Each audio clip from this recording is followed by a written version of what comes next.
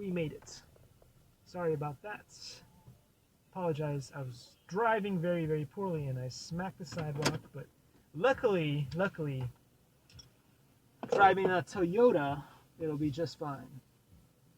Now, if I'd been driving a drift car that was lower to the ground, that would have been a serious issue right there. I would have destroyed my bumper. I would have, But good old Toyota saved the day once more. Anyway, what's up, Toyota?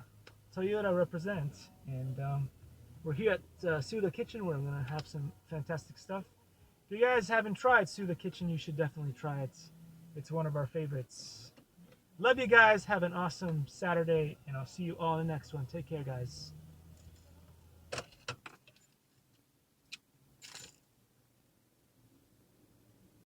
Likey.